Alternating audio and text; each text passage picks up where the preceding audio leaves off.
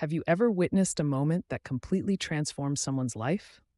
I did, just last year. My college roommate Emma called me at 2 a.m., her voice trembling.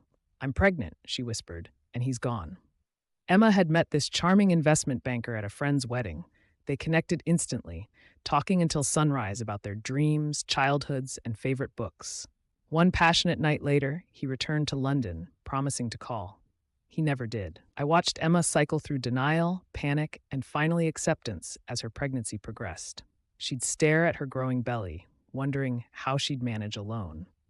"I never planned for this," she'd say, arranging baby clothes in her tiny apartment. What struck me most was how this unexpected turn rewrote her entire future. Emma, who had meticulously planned her 5-year career trajectory, now researched daycare costs instead of graduate programs. When her daughter Lily arrived, something remarkable happened.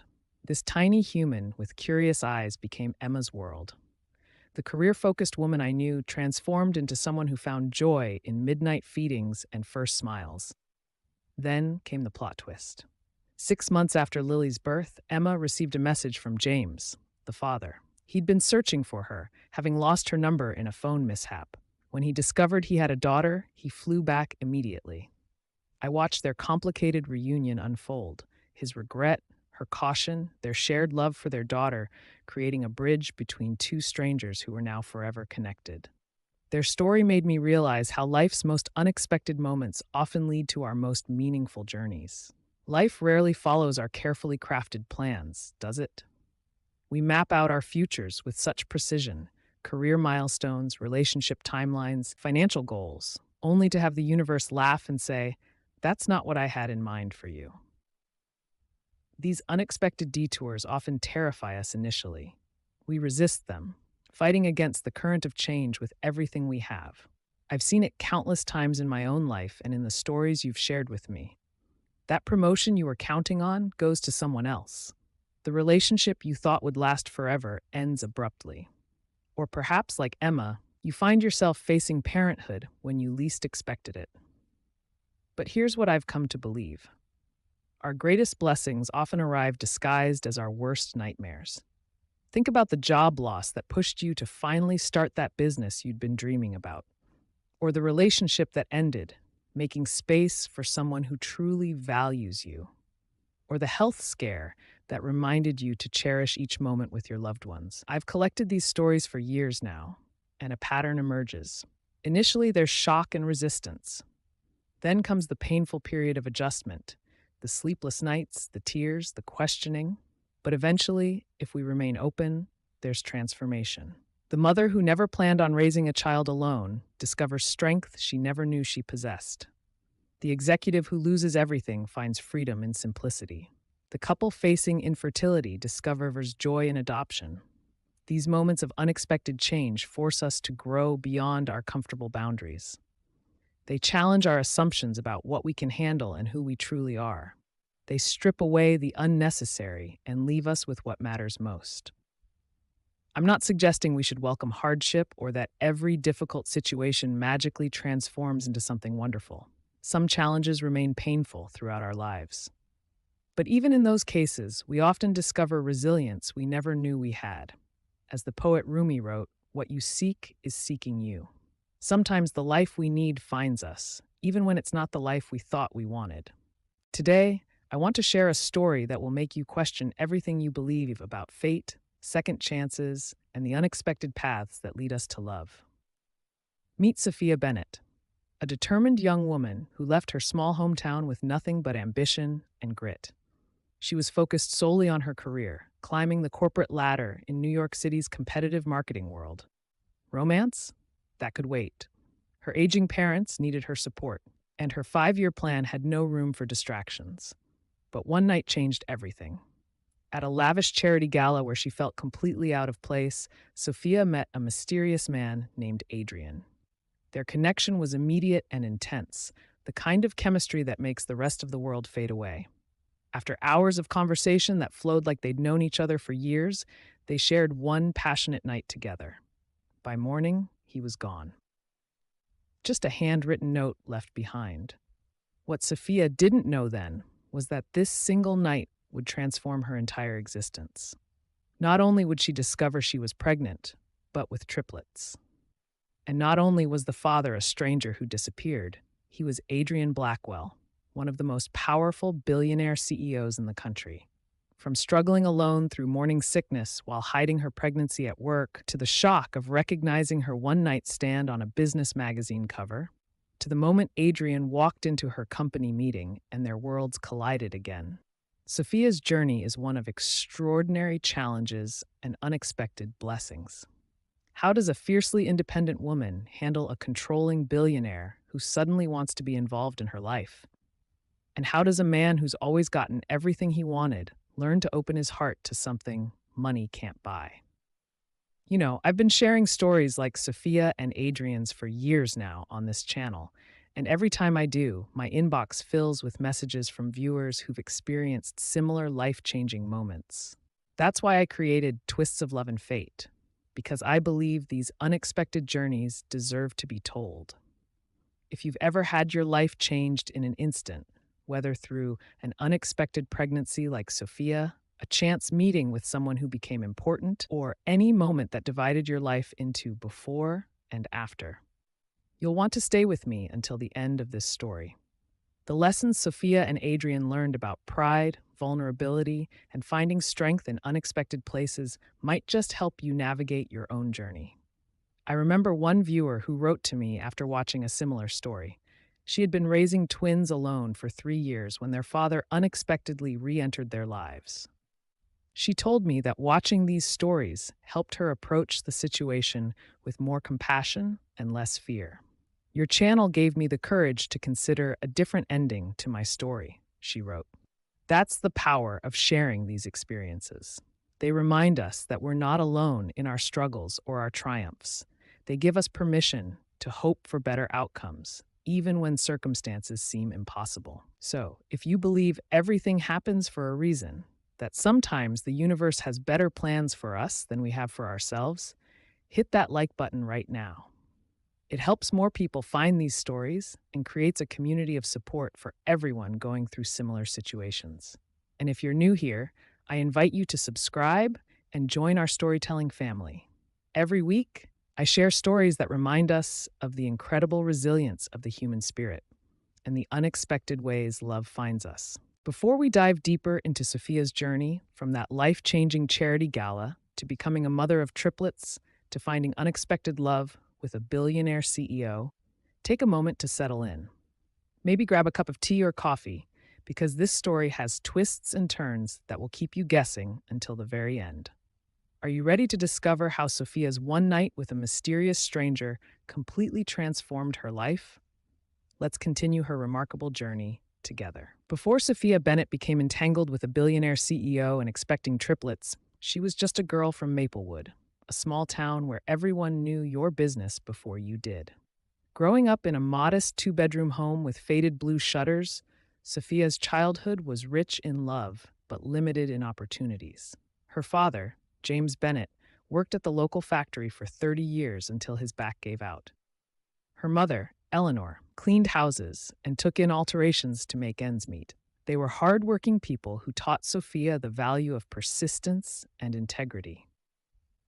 "You're meant for bigger things," her mother would whisper while braiding Sophia's hair before school.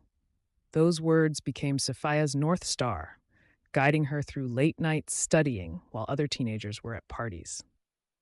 Maplewood High School wasn't known for sending students to prestigious universities, but Sophia defied expectations. She graduated as valedictorian and earned a partial scholarship to State University. To cover the remaining costs, she juggled 3 part-time jobs, waiting tables at a diner, shelving books at the library, and tutoring underclassmen.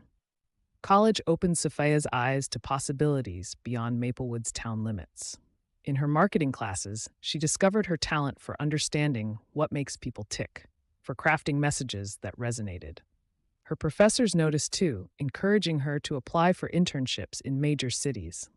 New York wasn't just a destination, it represented everything Sophia had worked for. When she received the entry-level offer from Meridian Marketing, she called her parents with trembling hands. "I'm so proud of you, sweetheart," her father said, his voice catching. "You're living the dream we always had for you." The move to New York was terrifying. Sophia arrived with 2 suitcases and enough savings to last 3 months if she was careful. Her first apartment was a fifth-floor walk-up in Queens, shared with 2 roommates she found online. The space was tiny, the neighborhood noisy, but it was hers, a foothold in the city of dreams. Those early months tested everything in her. The pace was relentless, the competition fierce. Sophia would often stand on the Brooklyn Bridge at sunset, looking at the Manhattan skyline, reminding herself why she came. "This is where I belong," she'd whisper, even on days when she wasn't sure she believed it. From her first day at Meridian Marketing, Sophia approached her career with laser-focused determination. While other new hires networked at happy hours, Sophia stayed late, volunteering for additional projects and studying industry trends. Her desk lamp often remained lit long after the cleaning crew had come and gone. This wasn't just ambition for ambition's sake. Every promotion, every raise had a purpose beyond professional advancement. Back in Maplewood, her parents' situation was growing more precarious. Her father's medical bills had multiplied after his second back surgery, and her mother had developed early-stage arthritis, making her seamstress work increasingly difficult. "Don't worry about us," her mother would insist during their Sunday phone calls. But Sophia could hear the weariness beneath the reassurance. The small house that had sheltered her childhood dreams was now falling into disrepair, the roof leaking, the heating system unreliable. Each month, Sophia sent home a significant portion of her paycheck. She lived frugally in New York, cutting corners wherever possible. No takeout coffees, no impulse purchases, no vacations. Her roommates thought she was simply thrifty, unaware that every dollar saved meant her parents could afford their medications or keep their electricity on through another winter. "You're doing too much, sweetheart," her father protested when she paid for his physical therapy sessions. "You should be enjoying your youth." But Sophia's definition of success had always been clear: financial security for her family. She had watched her parents sacrifice everything for her education. Now it was her turn to give back. Her 5-year plan was meticulously mapped out: senior marketing position by year 3, enough savings for a down payment on a small house for her parents by year 5. Every performance review, every client presentation was a stepping stone toward that goal. When Sophia received her first major promotion to junior account manager, she didn't celebrate with champagne. Instead, she arranged for a contractor to repair her parents' roof. The pride in her achievement came not from the title on her business card, but from the phone call with her mother, who cried with relief when the rain no longer dripped into buckets scattered throughout their living room. This was Sophia's purpose, turning her success into security for the people who had given her everything. Sophia's approach to life had always been methodical, almost mathematical in its precision. While her college friends chased relationships and posted romantic getaways on social media, Sophia maintained a spreadsheet of career milestones and financial goals. Romance, in her carefully calculated world, was a luxury she couldn't afford, both financially and emotionally. "Dating is expensive," she once told her persistent coworker who tried setting her up. "Time, money, emotional energy, all resources I need elsewhere." It wasn't that Sophia didn't believe in love. She'd seen its power in her parents' 35-year marriage. But she'd also witnessed how life's hardships had tested that love, how medical bills and financial stress had etched worry lines into their faces. Her practical nature extended to every aspect of her life. Her wardrobe consisted of interchangeable pieces that could be mixed and matched for maximum efficiency. Her meals were prepped every Sunday, portioned for optimal nutrition at minimal cost. Even her tiny apartment was organized with precision, every item serving a purpose, nothing superfluous allowed to take up precious space. This wasn't coldness, it was survival. In a city that devoured dreams as quickly as it created them, Sophia's practicality was her shield. "You need to live a little," her roommate would say, trying to convince her to join a night out. But Sophia understood something fundamental. Her margin for error was non-existent. Unlike her colleagues with trust funds or parental safety nets, one misstep could derail everything she'd worked for. Dating disasters were luxuries she couldn't afford. A broken heart might mean lost productivity. A bad breakup could derail her focus during a crucial project. Even successful relationships demanded time and emotional bandwidth she simply didn't have to spare. The few dates she did accept over the years confirmed her theory. Men either found her ambition intimidating or expected her to eventually prioritize their careers over hers. One memorable date had actually said, "It's cute how serious you are about your job," as if her career was a hobby she'd eventually outgrow. So Sophia made peace with her solitary path. Romance could wait until her parents' house was paid off, until her own financial foundation was secure. Love, she reasoned, would still be there when she was ready, after she'd built the life she needed, not just for herself, but for those who depended on her.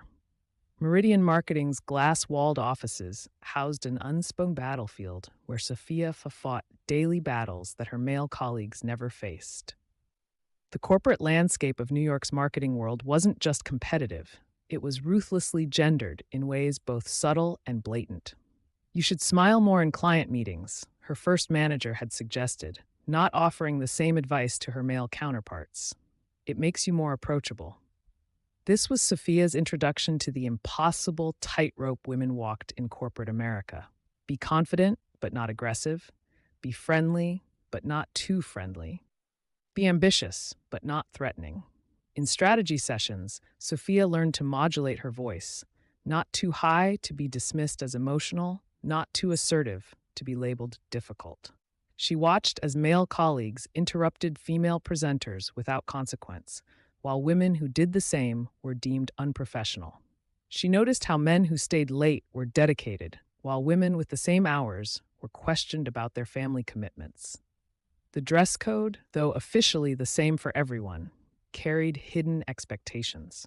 Sophia invested in a carefully curated wardrobe that walked the line between professional and feminine, nothing too revealing to invite unwanted attention, nothing too severe to appear unapproachable.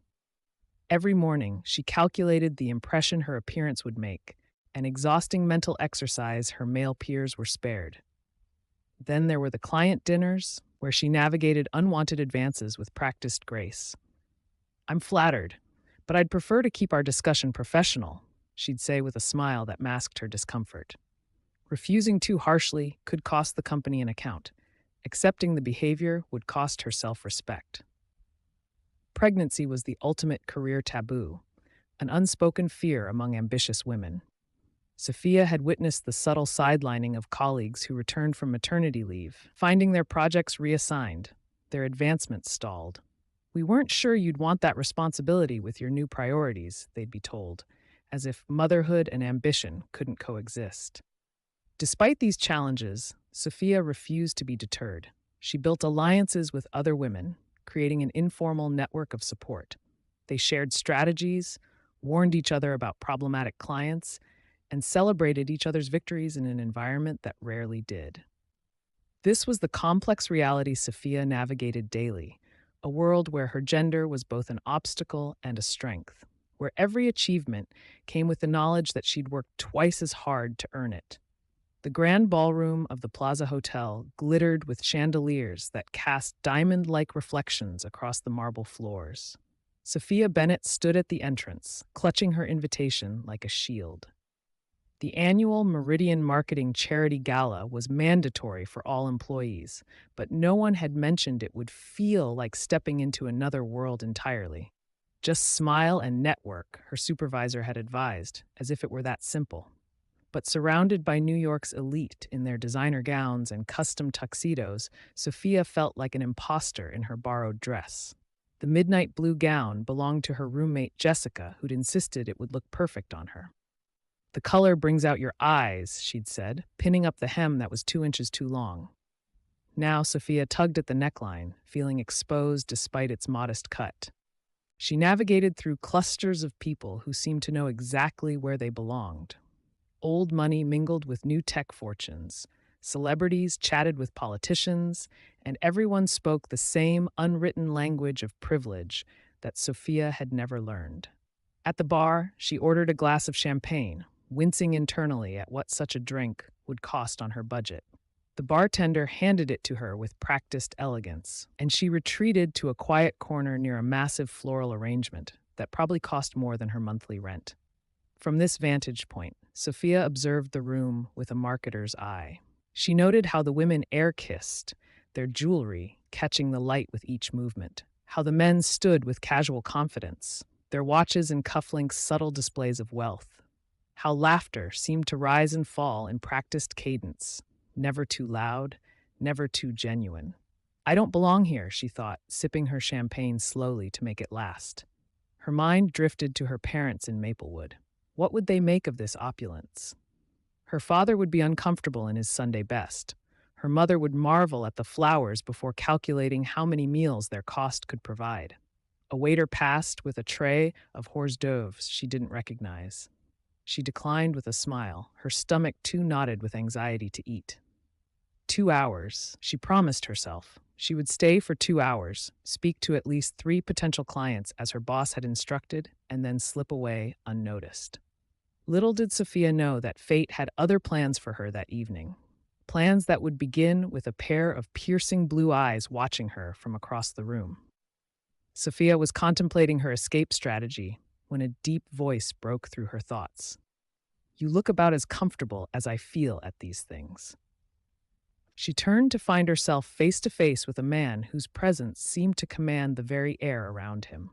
Tall with broad shoulders perfectly fitted in a midnight black tuxedo, he had the kind of face that belonged on magazine covers, strong jawline, aristocratic features, and the most piercing blue eyes she'd ever encountered.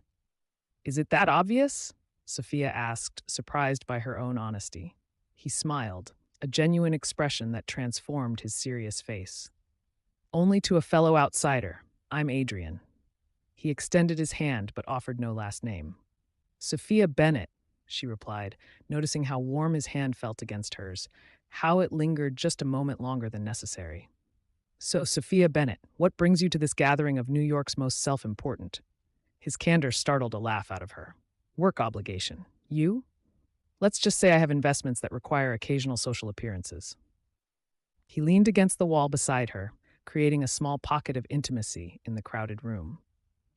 But I'd much rather hear about you than discuss investment portfolios. There was something disarming about Adrian, the way he focused entirely on her when she spoke, as if her words were the only ones that mattered in the noisy ballroom. Unlike the networking conversations she'd endured earlier, this felt refreshingly real. There's not much to tell, she said, suddenly self-conscious. Small-town girl trying to make it in the big city, the classic cliché. I don't believe that for a second, Adrian replied, his eyes studying her with unexpected intensity. Classic clichés don't hide in corners, observing everyone with such thoughtful eyes. Sophia felt a blush warming her cheeks. You noticed that? I noticed you the moment you walked in, he admitted. You looked at this room like you were trying to solve a puzzle rather than impress anyone in it. It was refreshing. Something shifted in the air between them. A recognition, perhaps, of kindred spirits despite their obvious differences. When Adrian offered to get her another glass of champagne, Sophia found herself nodding, the thought of leaving early completely forgotten. Little did she know that this chance encounter would alter the course of her carefully planned life forever. As the gala continued around them, Sophia and Adrian found themselves in a world of their own. They'd migrated to a secluded balcony overlooking the city lights, the cool night air a welcome relief from the stuffy ballroom. So you grew up in Maplewood? Adrian asked, genuinely interested in her origins. What was that like? Sophia described her hometown with unexpected nostalgia, the annual Apple Festival, the high school football games that shut down the entire town, the library where she'd spent countless hours dreaming of bigger places. It sounds charming, Adrian said, a hint of wistfulness in his voice. I grew up in boarding schools mostly. Different countries, different years, but all essentially the same. Privileged boys being groomed for success without much actual childhood. The vulnerability in his admission surprised her. This wasn't the superficial small talk she'd expected from someone of his obvious status. Their conversation deepened as the hours passed. They debated the ethics of modern marketing. It's not manipulation if it connects people with products they genuinely need, Sophia argued.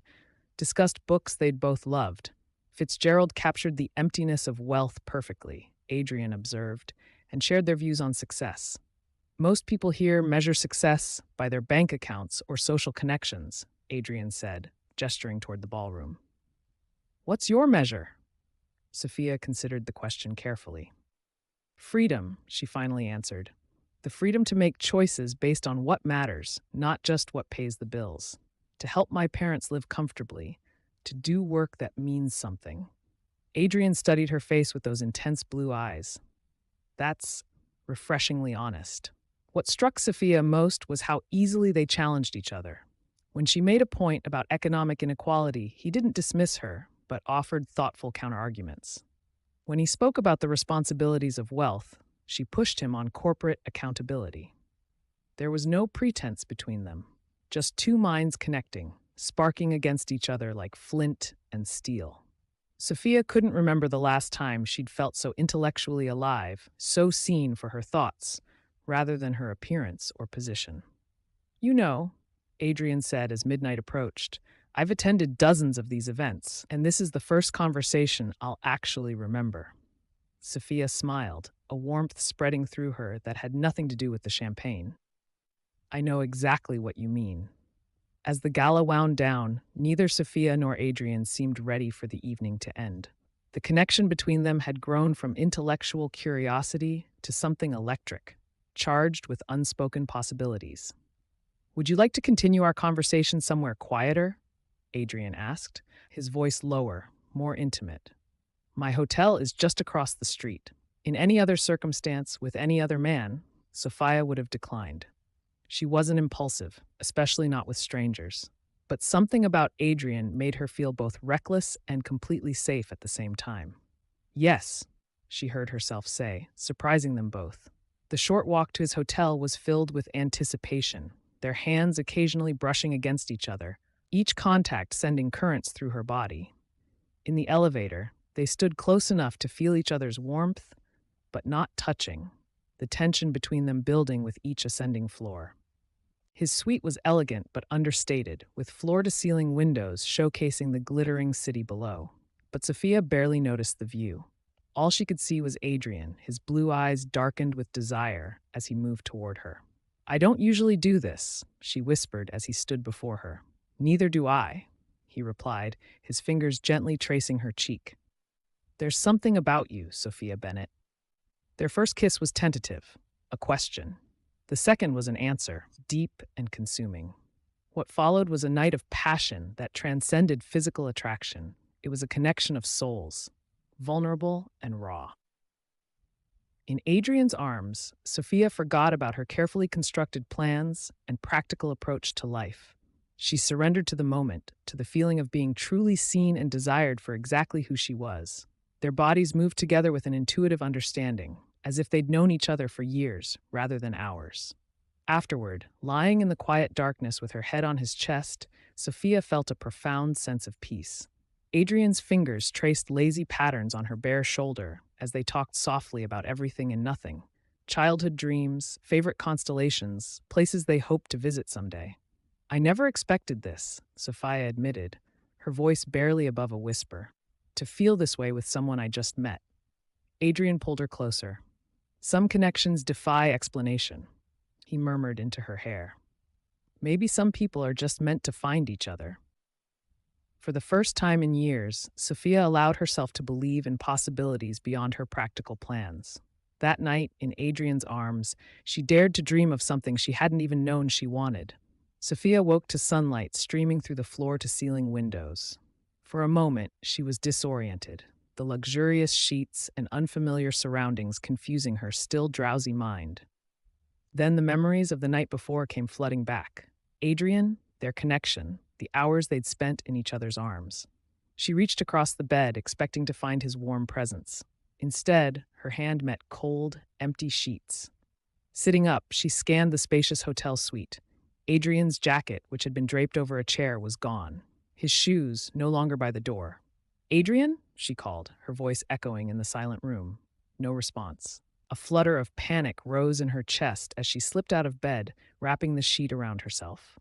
The bathroom was empty, the shower dry. In the living area of the suite, no sign remained of their shared bottle of wine or late-night conversation.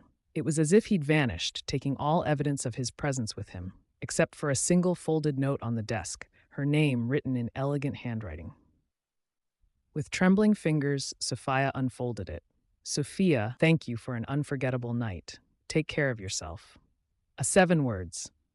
That's all he'd left her with. No phone number, no last name, no promise to call. Just a polite dismissal that felt like a slap after the intimacy they'd shared. Sophia sank into a chair, the note clutched in her hand. How could she have been so naive? The connection she'd felt, the way he'd looked at her, touched her, spoken to her as if she mattered, had it all been an act? Just another conquest for a wealthy man who could afford to disappear without consequences? She dressed quickly, gathering her borrowed gown and clutch, avoiding her reflection in the mirror. The walk of shame through the hotel lobby felt interminable, every employee's glance seeming to judge her foolishness. Outside, the morning sun was harsh, the city already bustling with purpose, while Sophia felt adrift. She hailed a taxi, giving her queen's address mechanically. "Good night?" the driver asked with a knowing smile. Sophia turned to the window, watching the city blur past. "Just take me home, please." She crumpled Adrian's note in her fist, then smoothed it out again, folding it carefully before tucking it into her purse. A reminder, she told herself, of why romance had never been part of her plan. A lesson learned at the cost of her pride. And perhaps, though she didn't know it yet, much more. 2 weeks after the charity gala, Sophia was back to her normal routine.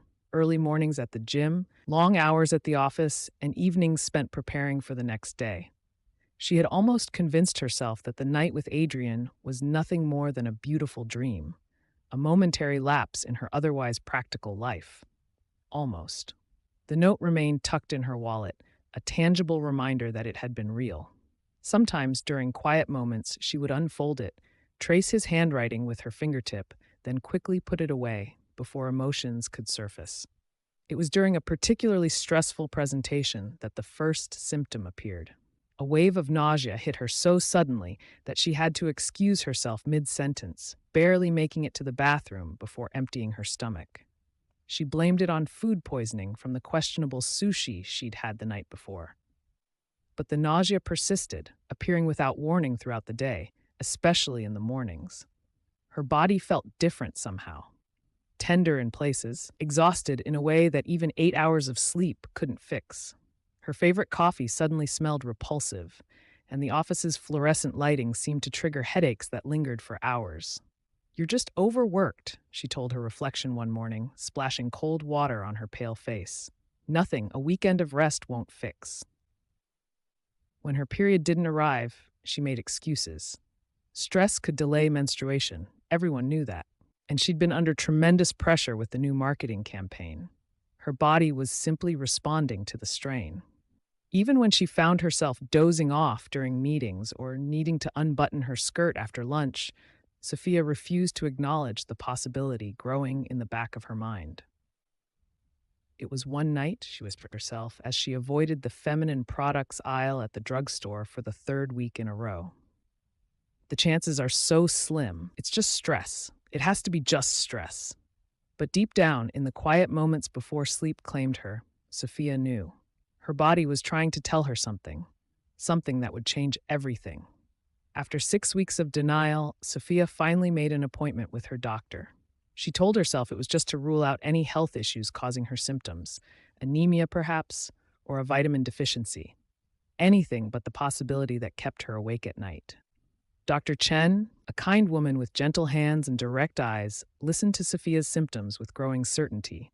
"When was your last period, Sophia?" she asked, making notes on her tablet. "About 8 weeks ago," Sophia admitted reluctantly. "But I've been under a lot of stress. And let's run a blood test to be sure," Dr. Chen suggested, her voice neutral, but her eyes knowing. The positive result came back within minutes, confirming what Sophia had been avoiding. She was pregnant. The room seemed to tilt slightly as Dr. Chen recommended an ultrasound to check how far along you are. Lying on the examination table, the cool gel on her still flat stomach, Sophia stared at the ceiling, mentally calculating how she would manage. A single mother with a demanding career. It wasn't ideal, but she could make it work. One child. She could handle one child. Then Dr. Chen's voice cut through her thoughts. Oh my. What? Sophia asked, alarm rising in her throat. Is something wrong? Dr. Chen adjusted the ultrasound wand, her expression a mixture of surprise and professional composure. Not wrong exactly, but I'm seeing multiple gestational sacs. Multiple. What does that mean? It means you're carrying more than one baby. Dr. Chen moved the screen so Sophia could see. 1, 2, 3 distinct heartbeats. You're having triplets, Sophia. The world stopped. Triplets. 3 babies. 3 heartbeats fluttering on the screen like tiny birds. That's impossible, Sophia whispered, her voice barely audible. The chances. About 1 in 10,000 naturally, Dr. Chen confirmed. But here they are. 3 babies. From one night with a man whose last name she didn't even know. The subway ride home from Dr. Chen's office was a blur. Sophia clutched the ultrasound printout in her purse, her mind racing through possibilities that each seemed more impossible than the last. Triplets. The word itself felt foreign on her tongue. 1 baby would have been challenging enough, but 3? As a single mother with no family in the city and a man who had disappeared from her life as quickly as he'd entered it. That night, Sophia sat at her small kitchen table, a legal pad before her, methodically listing her options. She was nothing if not practical, even in crisis. Option 1, termination. The thought made her chest tighten, but she forced herself to consider it objectively. She was single, career-focused, with modest savings and a tiny one-bedroom apartment. Was it fair to bring 3 children into such uncertainty? Option 2, adoption. She could carry the babies to term and find them a loving family, perhaps one better equipped financially and emotionally to raise triplets. The babies would have each other, at least. Option 3, keep them. Somehow find a way to raise 3 infants while maintaining her career and sanity. The logistics seemed insurmountable. For days, Sophia cycled through these options, researching late into the night, crying in the shower where no one could hear her. She called her mother in Maplewood, careful to keep her voice steady as she asked hypothetical questions about raising children alone. You sound different, honey, her mother had said. Is everything all right? Just tired from work, Sophia had lied, unable to burden her parents with this yet. She sought anonymous advice on parenting forums, calculated budgets that never quite balanced, and imagined futures that terrified and exhilarated her in equal measure. Through it all, 3 tiny heartbeats echoed in her memory. 3 lives, already depending on her. 3 possibilities she hadn't planned for, but couldn't stop thinking about. 3 weeks after the ultrasound, Sophia sat in her neighborhood park, watching children play while their parents chatted nearby. A toddler stumbled and fell, immediately surrounded by his mother's comforting arms. The simple gesture, that instinctive rush to protect, resonated deep within her. That night, Sophia made her decision. She would keep her babies, all 3 of them. The practical part of her brain screamed in protest. Her one-bedroom apartment couldn't accommodate 3 cribs. Her salary, while decent, would be stretched impossibly thin with childcare costs. Her career trajectory would inevitably slow. The logistics were nightmarish. But something stronger than logic had taken hold. A fierce, protective love for these 3 lives that depended on her.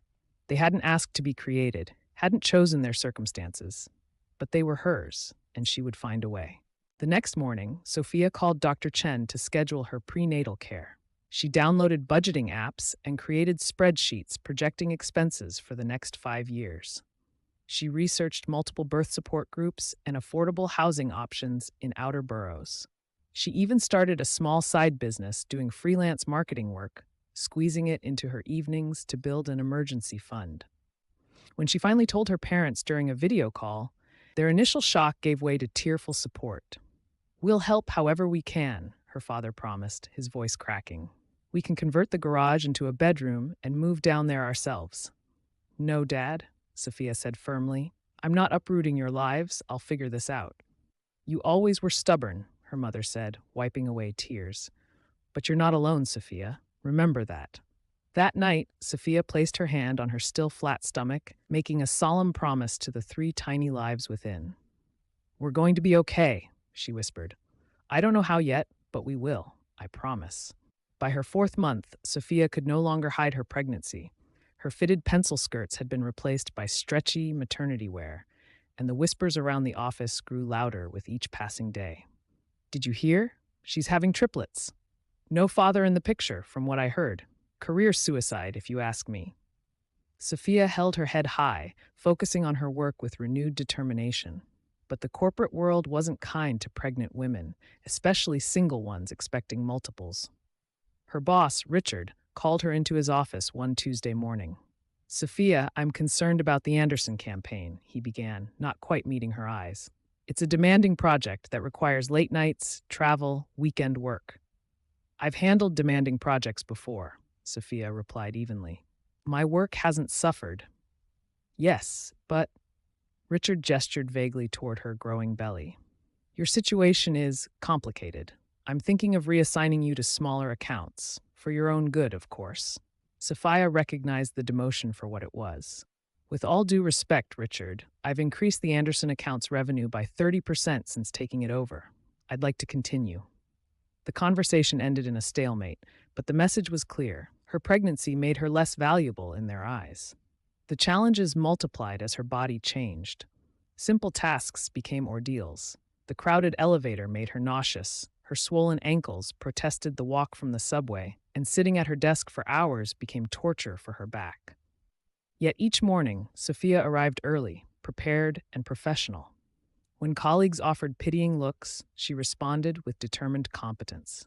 When her ideas were overlooked in meetings, she submitted them in writing with data to back them up. I need to prove I can do this, she told her reflection in the bathroom mirror after a particularly difficult meeting. For them, she added, resting her hands on her growing belly, and for me. 5 months into her pregnancy, Sophia's body had transformed dramatically. Her once flat stomach now housed a prominent bump that drew curious glances and unsolicited advice from strangers. The triplets were active, their movements a constant reminder of the life-changing journey ahead. On a rainy Tuesday afternoon, Sophia ducked into a convenience store near her apartment to escape a sudden downpour. As she shook water from her umbrella, her eyes drifted to the magazine rack, a habit from her marketing days of checking competitor advertisements. That's when she saw him. The face that had haunted her dreams for months was staring back at her from the cover of Fortune magazine. Those same piercing blue eyes, that confident half-smile, the strong jawline she'd traced with her fingertips during their night together. Adrian Blackwell, the billionaire reshaping America's corporate landscape, the headline proclaimed. Sophia's knees weakened. She grabbed the magazine with trembling hands, flipping to the feature article. There he was, Adrian Blackwell, 34, CEO of Blackwell Enterprises, a global conglomerate with interests in technology, real estate, and media. The article detailed his meteoric rise, his reputation as a brilliant but ruthless businessman, his philanthropic endeavors, and his status as one of the country's most eligible bachelors. Known for his intensely private personal life, the article read, Blackwell rarely attends social functions, making his appearance at last spring's Metropolitan Charity Gala a notable exception. The Charity Gala, their night together. It all clicked into place with devastating clarity. Sophia leaned against the magazine rack, one hand instinctively moving to protect her belly as the other clutched the magazine so tightly her knuckles whitened. Adrian wasn't just any man. He was Adrian Blackwell, billionaire, corporate titan, and unknowingly, the father of her triplets. Sophia paid for the magazine with shaking hands and hurried home, her mind racing. The rain soaked through her coat, but she barely noticed. By the time she reached her apartment, the magazine was damp and wrinkled from her tight grip. Sitting at her kitchen table, she reread the article 3 times, searching for any clue about Adrian's character beyond the polished corporate profile. Was he kind? Would he want to know about his children? Or would he see them as complications to be managed with lawyers and checkbooks? For a week, Sophia wrestled with her decision. She drafted emails she never sent, found his office number but couldn't bring herself to dial, and even walked past the Blackwell Enterprises building twice, only to lose her nerve at the imposing security desk. He has a right to know, she told herself one moment. What if he tries to take them from me? She worried the next. The practical side of her acknowledged that Adrian's resources could provide security for the triplets that she couldn't offer alone.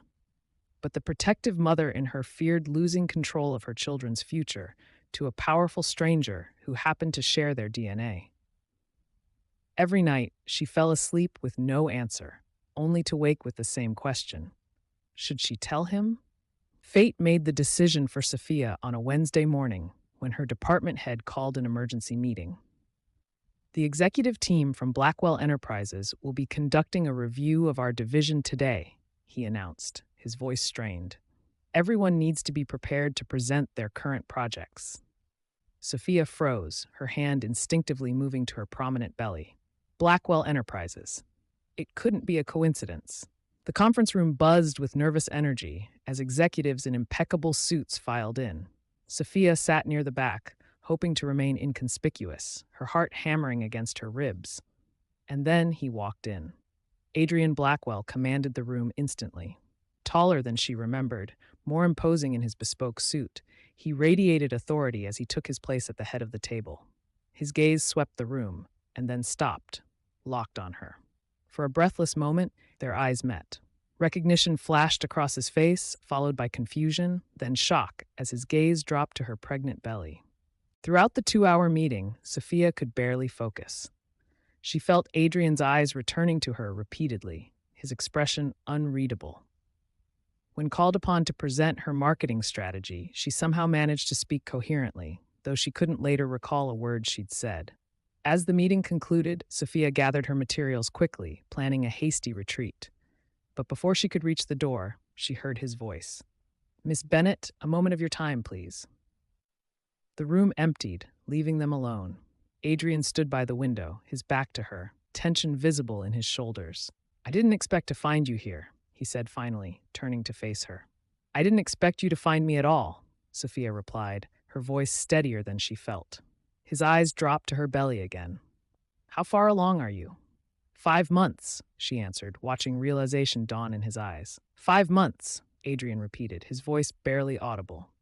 He ran a hand through his perfectly styled hair, momentarily disheveling it. "And you never thought to contact me?" Sophia straightened her shoulders. "I didn't know who you were, Adrian. You never mentioned being Adrian Blackwell that night. You left before dawn with nothing but a note." "A note I regretted the moment I wrote it," he countered, his eyes flashing. "I've been looking for you for months, Sophia." The confession caught her off guard. "Looking for me? Why?" Adrian paced the length of the conference room, his controlled demeanor slipping. "Because I couldn't stop thinking about you. That night wasn't." He paused, choosing his words carefully. "It wasn't what I typically do. I don't have one-night stands. I don't connect with people easily. But with you." He turned to face her, his expression raw with an emotion Sophia couldn't quite name. "I went back to the gala organizers. They wouldn't release attendee information. I hired private investigators. I checked every Sophia in the city. But you'd used your friend's invitation that night, so your name wasn't on any list." Sophia's mind reeled. All this time, while she'd been struggling with morning sickness and doctor's appointments and workplace discrimination, he had been searching for her? "And now," Adrian continued, his gaze dropping to her belly, "I find you like this, carrying my child." "Children," Sophia corrected automatically. "It's triplets." The color drained from Adrian's face. He gripped the back of a chair for support.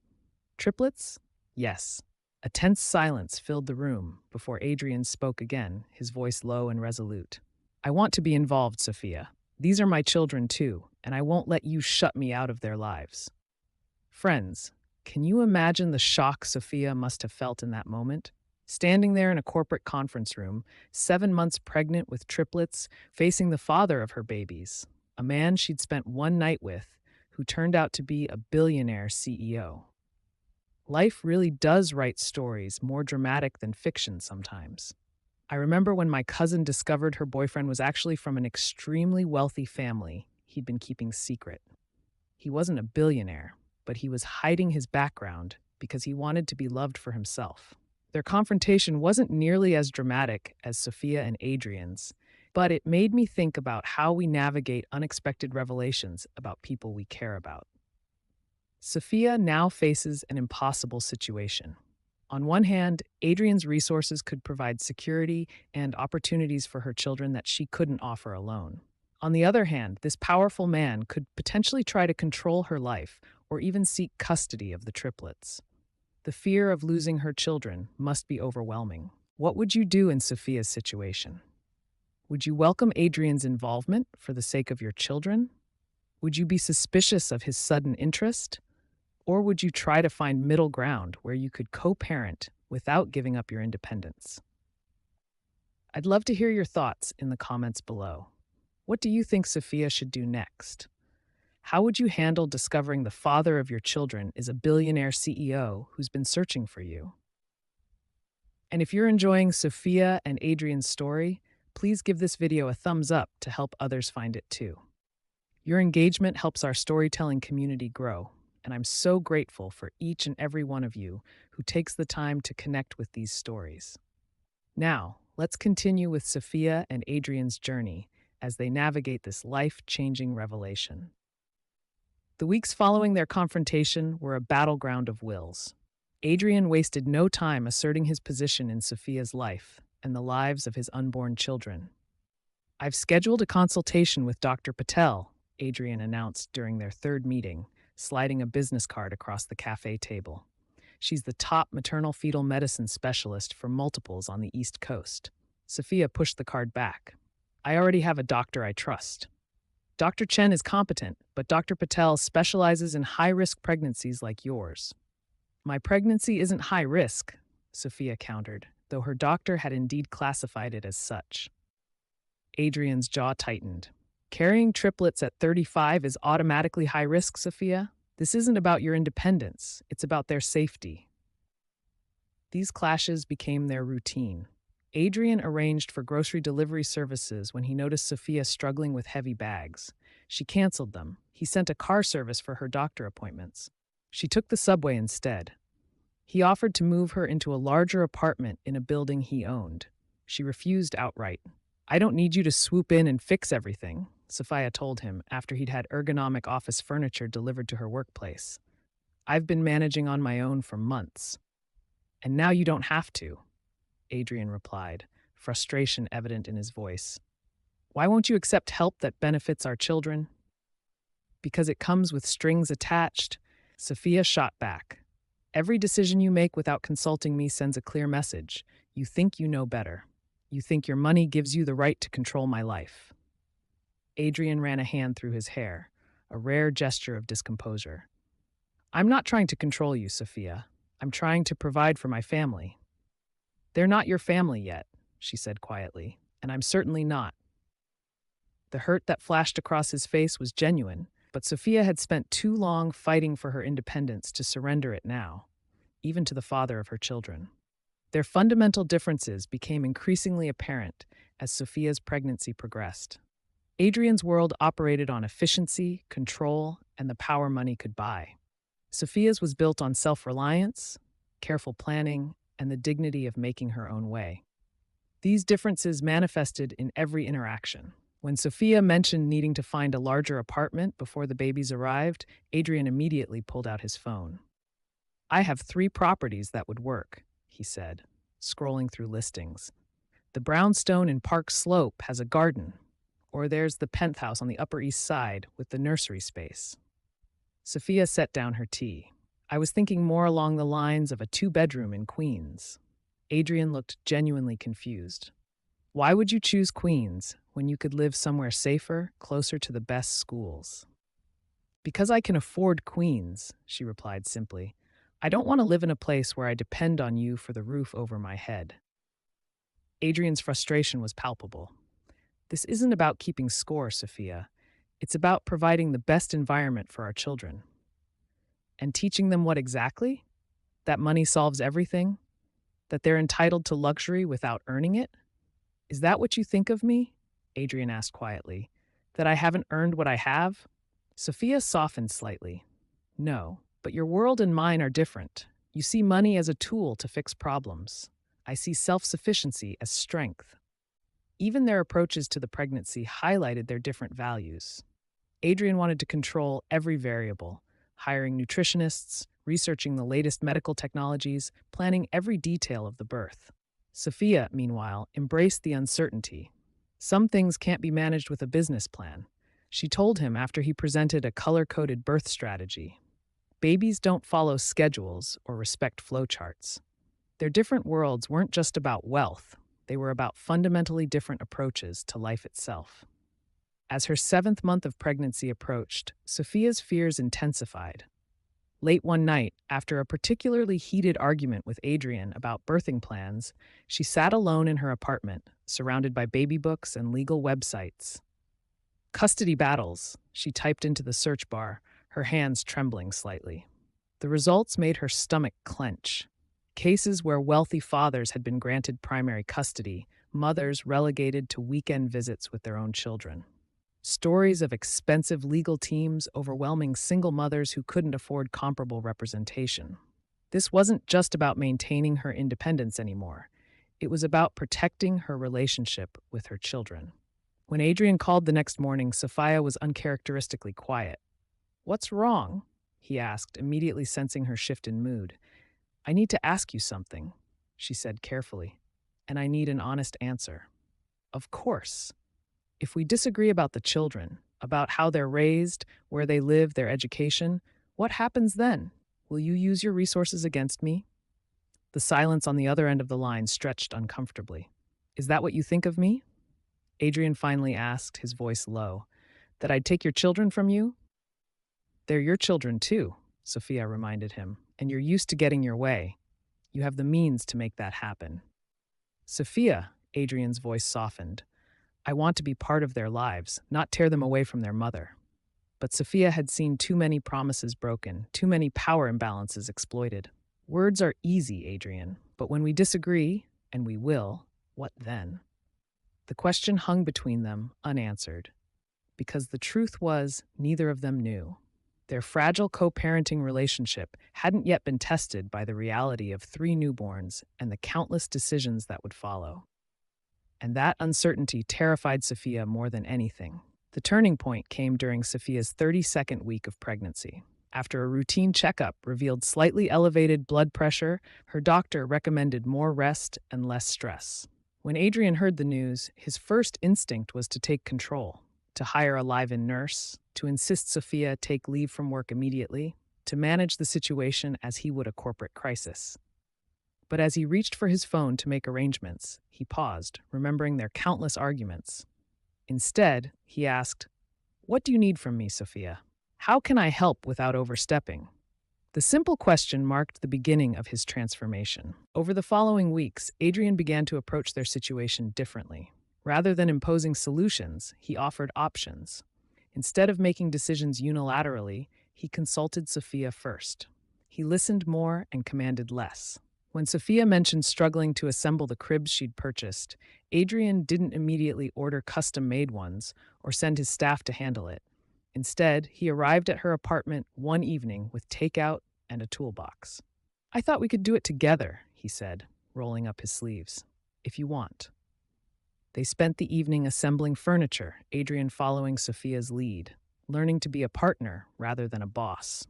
His evolution continued as he attended birthing classes, sitting cross-legged on yoga mats among other expectant parents, his designer suits exchanged for casual clothes. He took notes diligently, asked thoughtful questions, and practiced breathing techniques with Sophia without a hint of self-consciousness. "You've changed," Sophia observed one evening as they reviewed their birth plan together. Adrian looked up, his expression thoughtful. "I'm trying to. These babies deserve a father who knows how to support their mother, not just provide for them financially." It wasn't a complete transformation, old habits died hard, but it was a genuine beginning. As Sophia entered her final month of pregnancy, the emotional walls between her and Adrian began to crumble. Not in dramatic moments, but in quiet, everyday interactions. It started with small gestures. Adrian bringing her favorite pastries without being asked. Sophia texting him ultrasound updates before he had to inquire. The sharp edges of their earlier interactions softened into something more comfortable, more trusting. One evening, as they reviewed pediatrician options, Sophia noticed Adrian rubbing his neck, exhaustion evident in the shadows under his eyes. "When did you last sleep?" she asked. Adrian shrugged. "I've been finalizing the merger with European markets." "It's fine. It's not fine, Sophia said, closing her laptop. You can't help with 3 newborns if you're running on empty. It was the first time she'd acknowledged without prompting that he would be actively involved after the birth. The significance wasn't lost on Adrian. Later that week, when Sophia developed painful swelling in her feet, she didn't hide it as she might have before. Instead, she called Adrian. Could you bring those compression socks we bought? I can't reach my feet anymore. He arrived within the hour, not just with socks, but with dinner and a gentle insistence on helping her elevate her legs while they ate. These moments accumulated, building a foundation of mutual respect that neither had anticipated. They weren't in love, not yet, but they were becoming something equally important: partners. I think we might actually be good at this, Sophia admitted one night as they finalized the hospital bag checklist. The co-parenting thing. Adrian's smile was genuine. We're both stubborn, determined, and fiercely protective. Our kids don't stand a chance. For the first time, Sophia laughed without reservation, and Adrian joined her. That's the sound of their shared amusement filling the room, a preview of the family they were becoming. At 34 weeks, Sophia's appointments increased to weekly check-ins. Dr. Chen was monitoring the triplets closely, concerned about their growth and positioning. Despite his packed schedule running a global empire, Adrian never missed a single appointment. Mr. Blackwell, you're becoming quite the expert on fetal development, Dr. Chen remarked during one visit, impressed by his detailed questions about the baby's measurements. Adrian had indeed become something of a medical student, studying everything from umbilical cord blood banking to the latest research on multiple births. His executive assistant now scheduled board meetings around Sophia's appointments rather than the other way around, a shift that hadn't gone unnoticed by Sophia. During the ultrasound, Adrian sat beside Sophia, his eyes fixed on the screen where 3 distinct profiles appeared. Emma is sucking his thumb, he whispered, pointing to the smallest of the 3. That's the girl, Dr. Chen corrected with a smile. She's smaller but feistier. Watch how she keeps nudging her brothers. Adrian's face softened with wonder.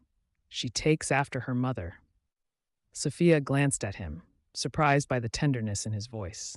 This wasn't the calculating businessman who had confronted her months ago. This was a father already in love with his children. After each appointment, Adrian would walk Sophia to his waiting car, discussing the doctor's recommendations and making notes in an app he'd had custom designed to track the triplets' development.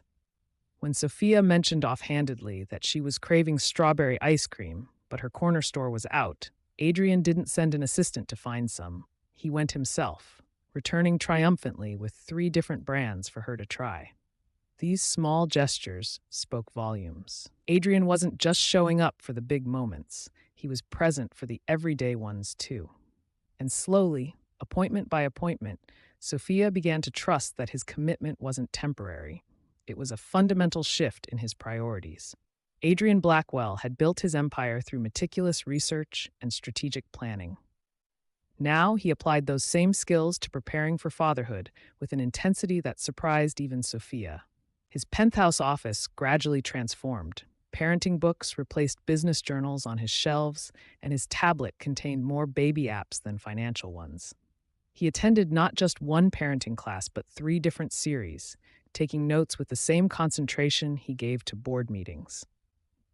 You don't need to become a pediatrician overnight, Sophia remarked one evening, finding him deep in a medical textbook about infant development. I don't like being unprepared, Adrian replied without looking up.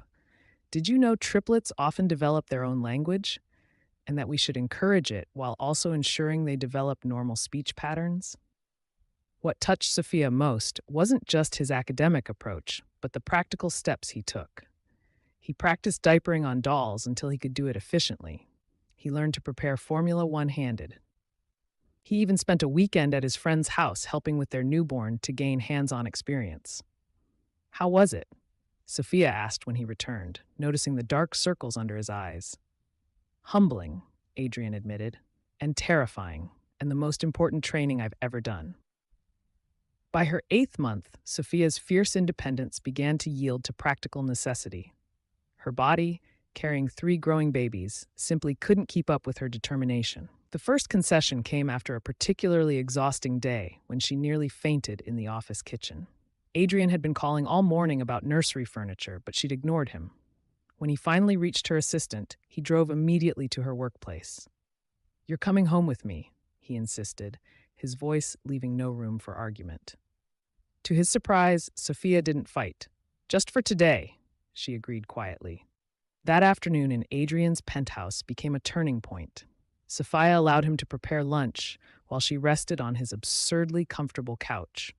When he offered his guest room for her to nap, she accepted. Small acceptances followed. She began using the car service he arranged. She agreed to weekly grocery deliveries. When Adrian suggested hiring a cleaning service for her apartment, she hesitated only briefly before nodding. "This doesn't mean I'm becoming dependent on you," she clarified one evening after accepting his help with assembling the changing table. "I know," Adrian replied simply. "It means you're being practical." Sophia smiled reluctantly. "The babies appreciate it, even if my pride doesn't."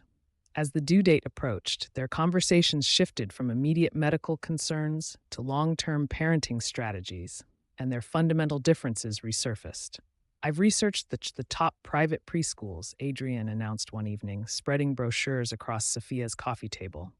"We should apply now. The waiting lists are years long." Sophia set down her tea. "They're not even born yet, Adrian." "Exactly. We're already behind." He pointed to a glossy pamphlet. "This one has a STEM-focused curriculum starting at age 2. "And what about letting them be children first?" Sophia countered. "My parents couldn't afford fancy preschools, and I turned out fine." Adrian's expression softened. "You turned out exceptional, but why not give them every advantage?" "Because advantages without values create entitled adults," Sophia replied. "I want them to understand hard work, not just privilege." Their philosophical differences extended to nearly every aspect of child rearing. Adrian favored structure, educational enrichment, and strategic planning. Sophia valued creativity, emotional intelligence, and learning through play. When discussing discipline, Adrian advocated for clear boundaries and consequences. "Children need consistency," he argued. "And empathy," Sophia added. "Understanding why they're acting out is as important as correcting the behavior." Even seemingly simple decisions became complicated. Adrian wanted to hire a team of nannies to ensure the babies received constant attention. Sophia worried about too many caregivers disrupting attachment. "We can't outsource parenting," she insisted. "It's not outsourcing. It's support," Adrian countered. "You can't do it all yourself, Sophia." And they can't bond with a rotating staff of strangers. Despite the tension, these disagreements served an important purpose. They forced both to articulate their values, to examine their own childhoods, and to envision the parents they wanted to become. Neither was entirely right or wrong. They were simply different, each bringing valuable perspectives to their shared responsibility. It was the unexpected moments of vulnerability that truly began to transform their relationship from reluctant co-parents to something deeper. One evening, as they sorted through tiny onesies in Sophia's living room, Adrian grew unusually quiet. When Sophia glanced up, she was startled to see tears in his eyes. "Adrian, what's wrong?" He cleared his throat, embarrassed. "My father was never present," he admitted, his voice low. "He was too busy building his empire to attend a single baseball game or school play. I swore I'd never." He trailed off, running his fingers over a small blue hat. "You're not him," Sophia said gently. "You've proven that already." That night, Adrian shared stories of his lonely childhood in a massive house with absent parents and rotating nannies, explaining his insistence on being involved in every aspect of his children's lives. Sophia, in turn, revealed her own fears one rainy afternoon when a contraction sent her into momentary panic. "What if I can't do this?" she whispered, clutching Adrian's hand. "What if I'm not strong enough?" "You're the strongest person I know," Adrian replied without hesitation. "But you don't have to be strong alone anymore." These glimpses into each other's inner worlds continued. Adrian confessed his terror of failing as a father. Sophia admitted her fear that motherhood would erase her identity. They shared childhood memories, Adrian's lonely holidays in boarding schools, Sophia's warm but financially strained upbringing. During a particularly difficult doctor's appointment, when one triplet showed signs of growth restriction, they sat together in Adrian's car afterward, both too shaken to drive. Without words, their hands found each other's, fingers intertwining in shared concern and silent support. These weren't romantic moments in the traditional sense, but they were intimate ones, building a foundation of trust and understanding that neither had anticipated but both increasingly valued. At 36 weeks, Sophia's water broke during a quiet dinner with Adrian at her apartment. What had been a calm evening discussing nursery colors suddenly transformed into a flurry of controlled chaos. "It's happening," she whispered, her eyes wide with a mixture of fear and anticipation. Adrian, who had rehearsed this moment countless times in his mind, moved with surprising calm. The hospital bag was already in his car.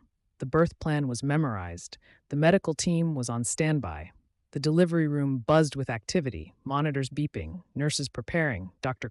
Chen giving quiet instructions. Sophia, despite her exhaustion, remained focused and determined through hours of labor. "You're doing beautifully," Adrian murmured, never leaving her side, his hand steady in hers even when she squeezed it to the point of pain. When the first cry pierced the air, time seemed to stop. Emma, their daughter, arrived with a powerful wail that belied her tiny size. Her brothers followed within minutes, each announcement of, "It's a boy," bringing fresh tears to both parents' eyes. "They're here," Sophia whispered, her voice breaking with emotion as the medical team placed the first swaddled bundle on her chest. "They're really here." Adrian leaned close, his forehead touching hers, words failing him as they gazed at their children together. The nurses placed the second baby, Ethan, in Adrian's arms. The powerful CEO, who commanded boardrooms and made billion-dollar decisions without blinking, stood frozen, terrified of the tiny bundle weighing less than 6 pounds. "Support his head," the nurse instructed gently. Something profound shifted in Adrian's expression as he gazed down at his son. The sharp edges that defined his public persona softened, his eyes, usually calculating and intense, filled with wonder and vulnerability that Sophia had never witnessed before. "Hello," he whispered, his voice catching. "I'm your father." When Emma and Ella were placed in his arms in turn, the transformation was complete. This man, who had built empires and broken competitors, was utterly undone by 3 tiny humans who knew nothing of his wealth or power. Later that night, Sophia woke to find Adrian standing by the hospital window, holding Ella against his chest, speaking softly. "I promise I'll be better than my father was," he murmured. "I'll be present. I'll be patient. I'll put you first, always." The moonlight illuminated tears on his cheeks, tears he didn't try to hide when he noticed Sophia watching. "They've changed everything," he admitted simply. Sophia nodded. "That's what children do." The first weeks at home were a blur of sleepless nights, endless diaper changes, and constant feeding schedules. 3 newborns meant triple everything, triple the crying, triple the laundry, triple the exhaustion. "I've negotiated billion-dollar deals with less paperwork than these feeding charts," Adrian joked one night, his eyes red-rimmed from lack of sleep, as he carefully documented which baby had eaten how much and when. Sophia, pumping milk at 3 a.m. while soothing a fussy Ethan, managed a tired smile. Welcome to parenthood, where success is measured in ounces of milk and minutes of sleep. They faced the unique challenges of multiples with determination. When Emma developed colic, Adrian paced the nursery for hours, his expensive suit jacket abandoned for a spit-up stained t-shirt. When Ella refused to latch, Sophia's frustration dissolved into tears until Adrian gently took over with a bottle. The nursery became command central, a room filled with 3 bassinets, a whiteboard tracking medications and feeding times, and parents who took shifts like soldiers on duty. "How do people do this?" Sophia whispered one particularly difficult night. Adrian, changing his 3rd consecutive diaper, looked up with exhausted eyes. "Together," he said simply. "They do it together." Their differences, once sources of conflict, became their greatest strength as parents. Adrian's meticulous planning complemented Sophia's intuitive approach. His resources provided comfort, while her practicality kept them grounded. "The babies need a routine," Adrian insisted, presenting a color-coded schedule that would make a military general proud. Sophia smiled, gently adjusting his expectations. "They also need flexibility. Babies don't read spreadsheets, Adrian." They learned to compromise. When Emma refused to sleep, Adrian's structured approach failed, but Sophia's gentle rocking worked wonders. When Ethan developed a rash, Sophia panicked while Adrian calmly consulted specialists. They established their rhythm, Adrian handling night feedings so Sophia could rest, Sophia teaching Adrian how to soothe fussy babies without calling in reinforcements. I never thought I'd see the day when you'd have spit up on your $1,000 shirt and not even notice, Sophia remarked one evening.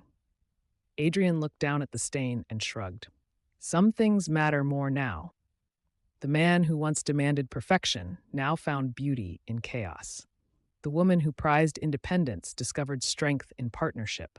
Together, they created something neither could have managed alone, a family. When the triplets were 6 weeks old, Adrian suggested they move into his penthouse. It has more space, a dedicated nursery, and I've hired staff to help, he explained, showing Sophia the renovated space with 3 custom cribs and a state-of-the-art monitoring system. Sophia hesitated.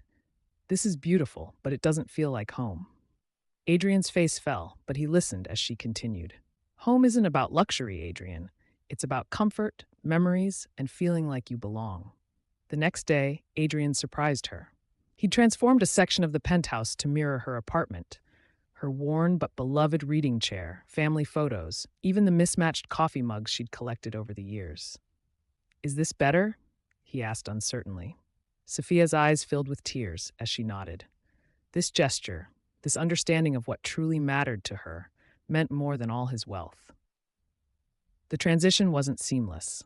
Sophia struggled to accept the household staff, while Adrian learned that some things, like midnight feedings, couldn't be delegated.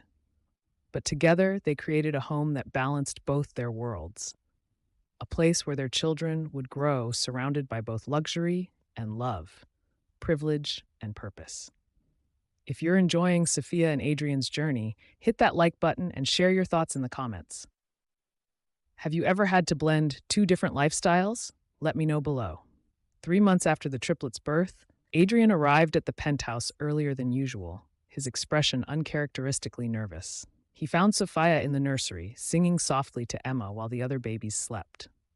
You're a natural, he said, leaning against the doorframe. Sophia smiled, carefully placing their daughter in her crib. I don't know about that, but I'm learning. Adrian took a deep breath. I need to talk to you about something. They moved to the living room, where Adrian paced before finally sitting beside her. These past months have shown me what truly matters, he began, his voice steady despite his obvious tension. I've built an empire, but it means nothing compared to what we've created together. Sophia watched him carefully, sensing the weight of his words. I don't want to just co-parent, Sophia. I want us to be a real family. His eyes met hers, vulnerable in a way she'd rarely seen. I want to come home to you every night, to raise our children together under one roof, to build a life that's about more than just convenience or obligation. He reached for her hand, his touch gentle. I think I'm falling in love with you, not just as the mother of my children, but as the woman you are. Sophia gently withdrew her hand, her heart racing. Adrian's confession hung in the air between them, both terrifying and tempting. Adrian, she began carefully, I can't deny there's something between us, but I need to be practical. She stood, needing distance to think clearly. These past months have been a whirlwind. We've been focused on the babies, on survival. How do we know what we're feeling is real and not just gratitude or convenience? Her protective instincts flared, not just for the triplets, but for herself. She'd seen her mother give everything to her father, only to be left heartbroken when he walked away. I've built walls for a reason, she admitted. I can't risk the stability I've created for our children on feelings that might fade when the novelty wears off. Adrian remained silent, letting her speak. What happens when you realize I don't fit into your world? When board meetings are more important than family dinners? When your shareholders question why you chose someone like me? Her voice softened.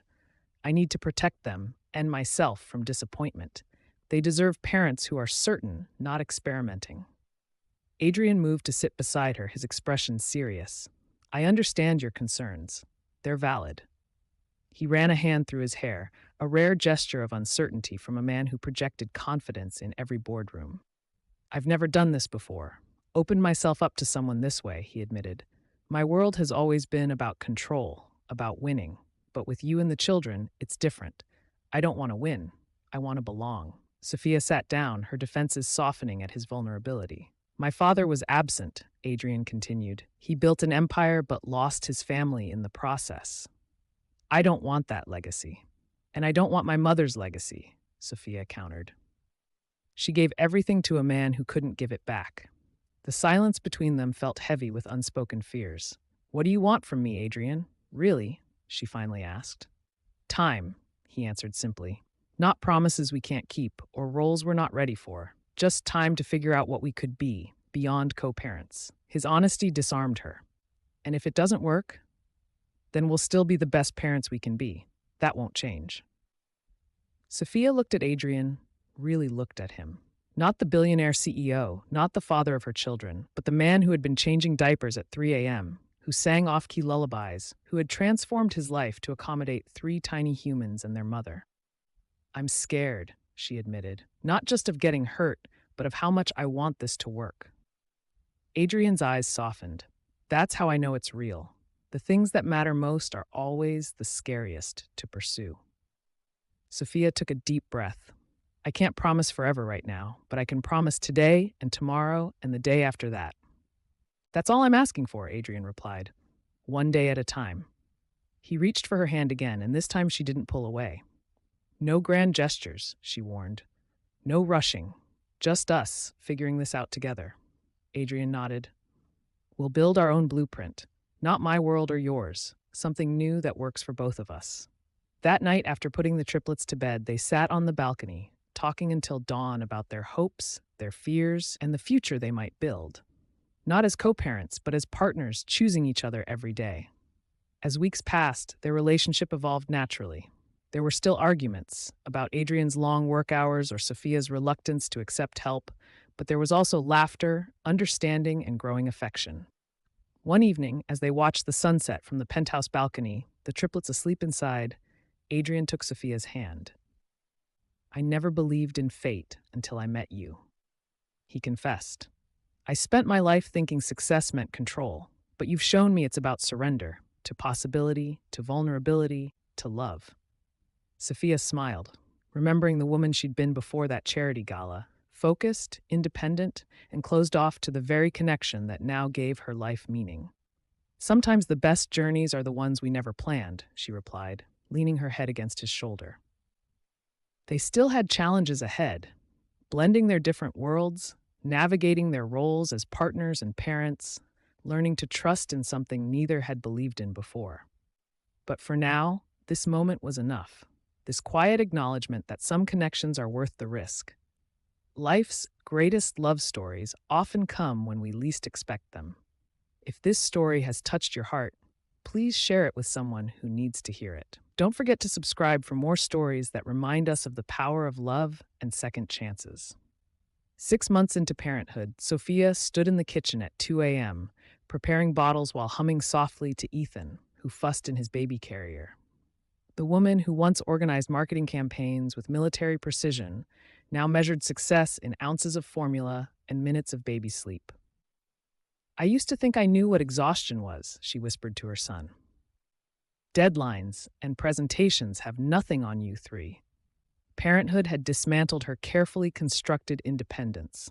The woman who prided herself on never needing help now gratefully accepted Adrian's support, the night nurse he'd insisted on, and even his mother's occasional advice. You've softened, Adrian observed one evening, finding her asleep on the nursery floor surrounded by 3 sleeping babies. I've surrendered, she corrected him later. There's a difference. The transformation wasn't just in her daily routines, but in her heart. Her former self, guarded, self-sufficient, afraid of vulnerability, had given way to someone who understood that true strength came from connection, not isolation.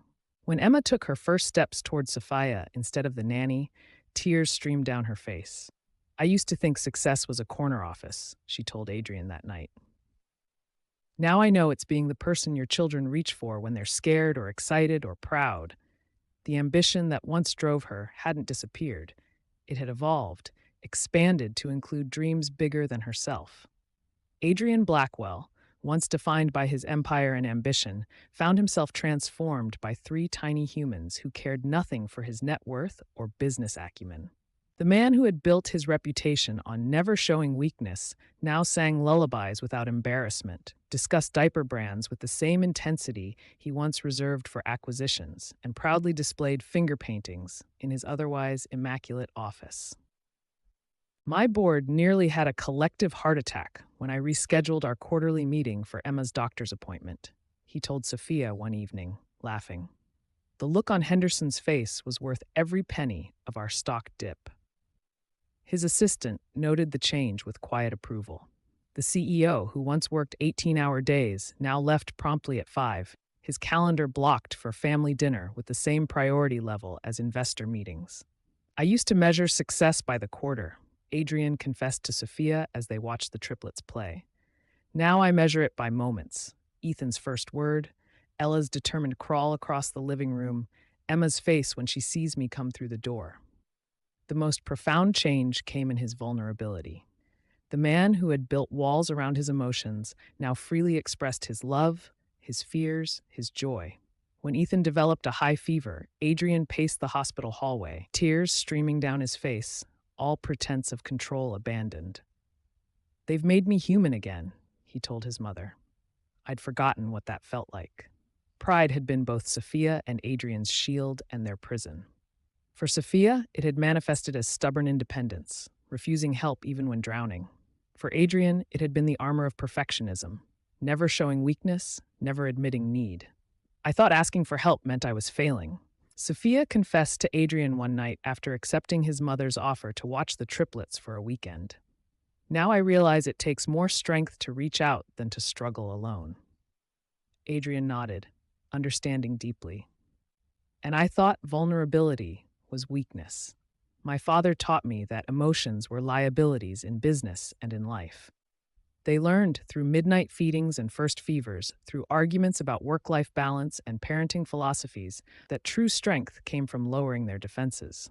The board saw me cry yesterday, Adrian told Sophia, almost wonderingly. Ethan's video from daycare came through during the meeting, the one where he says "dada" for the first time. I couldn't help it. And? Sophia asked, expecting a tale of embarrassment. And Henderson, the toughest VP we have, showed me pictures of his grandkids afterward, said he missed those early years working too much. Acceptance came in layers, accepting help, accepting each other's differences, accepting that their path wouldn't look like anyone else's. Most importantly, they learned to accept themselves, not as the perfect parents they'd strived to be, but as the imperfect, loving humans their children needed. Forgiveness came slowly, in quiet moments between diaper changes and midnight feedings.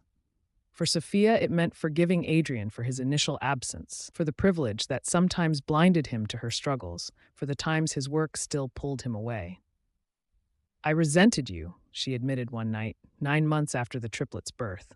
Not just for disappearing after our night together, but for having the resources I didn't, for making parenthood look easier than it was for me. Adrian listened, really listened, without defending himself.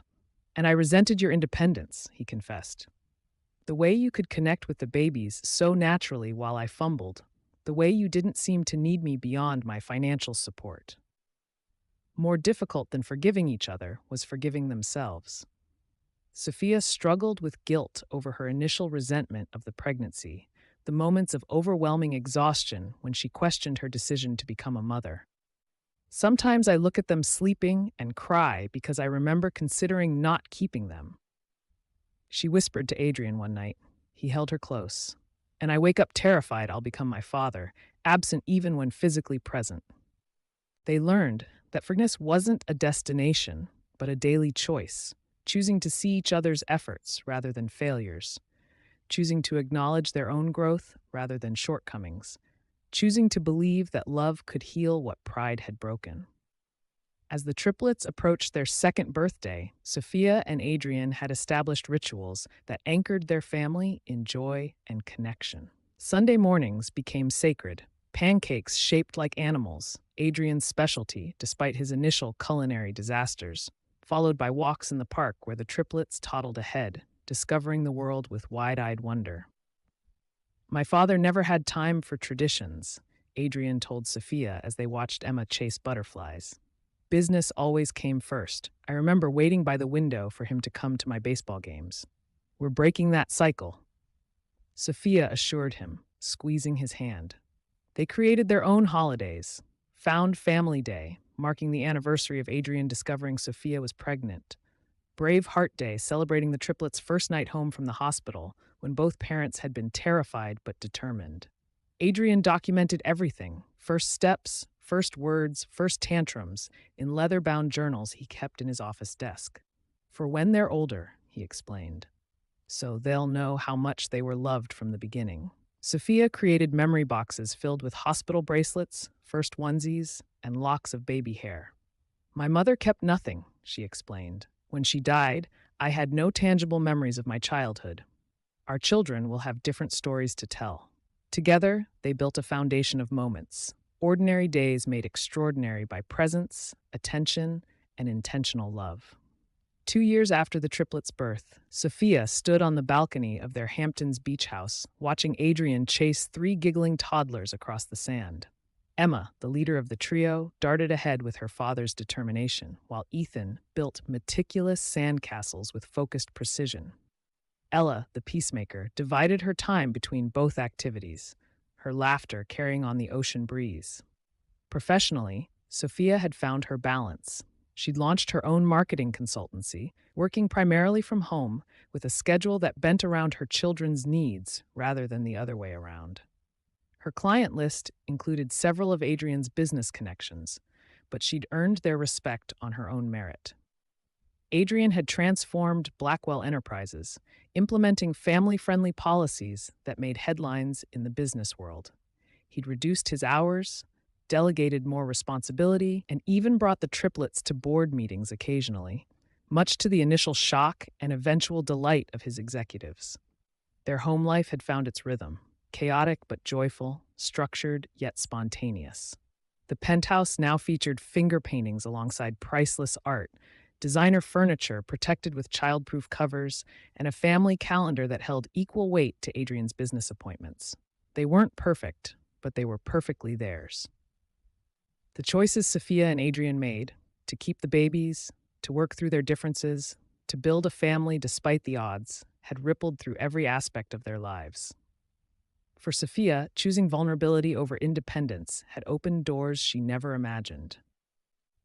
Her consultancy thrived because she approached business with the same authenticity she'd learned to embrace at home.